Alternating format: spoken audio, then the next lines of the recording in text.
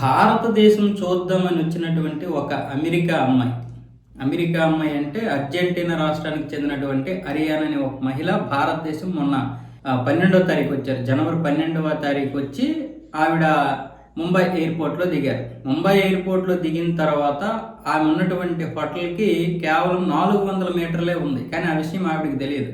ఆవిడేమొచ్చేసి పలానా హోటల్ పేరు చెప్తే క్యాబ్ డ్రైవర్ ఏమొచ్చేసి సరే నేను డ్రాప్ చేస్తానని చెప్పాడు.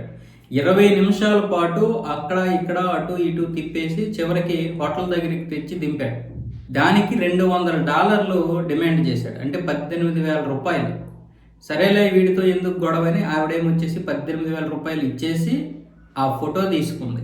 ఆ ఆటో ఫోటో తీసుకొని హోటల్ రూమ్కి వెళ్ళి ఫ్రెష్ అప్ అయిన తర్వాత ఆ వీడియో పెట్టింది. ఇలా నన్ను ఇండియన్ క్యాబ్ డ్రైవర్స్ ఈ విధంగా నన్ను చీట్ చేశాడు అని పెడితే అది పోలీసుల దగ్గరికి చేరేసరికి కొంచెం సమయం పట్టింది. పోలీసులు ఏమొచ్చేసి దీన్ని సుమోటోగా కేసు నమోదు చేసుకొని ఆ దేశరాజ్ యాదవ్ అనే డ్రైవర్ మీద కేసు నమోదు చేసుకొని వాడినైతే వాళ్ళ దగ్గర ఆ వీడియో చేరిన 3 గంటల్లోనే వాడిని పట్టుకొని మొత్తం కూపీ లాగితే వాడేమొచ్చేసి నేను కావాలనే చేశాను, డబ్బు కోసమే చేశాను, 20 నిమిషాలు చుట్టూ తిరిగి మొత్తం తిప్పి అక్కడ హోటల్ దగ్గరికి దింపానని చెప్పాడు.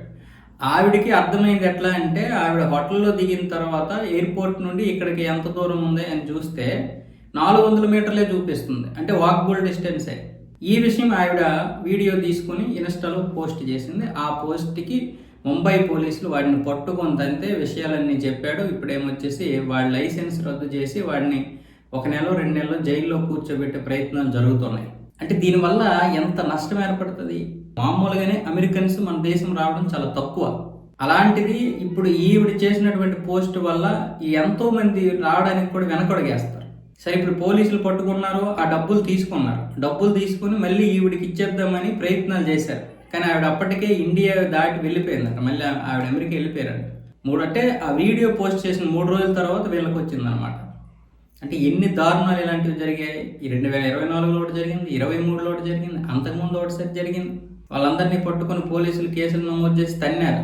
కానీ దొరకనటువంటి వారు ఎంతమంది ఉన్నారు, భయానికి చెప్పనటువంటి వారు ఎంతమంది ఉన్నారు, ఇక ఈ విధంగా వచ్చి మానభంగాలకు గురైనటువంటి వారు ఎంతమంది ఉన్నారు. ఆ మధ్య బ్రెజిల్కి చెందినటువంటి వారు వచ్చి మానభంగం గురి అవ్వడం, అది పెద్ద ఇష్యూ అవ్వడం. దానివల్ల ఏమవుతుందంటే మన టూరిజం పడిపోతుంది. ఈ వెధవలు చేసిన పని వల్ల దేశానికి నష్టం, దేశానికి పరువు పోద్ది.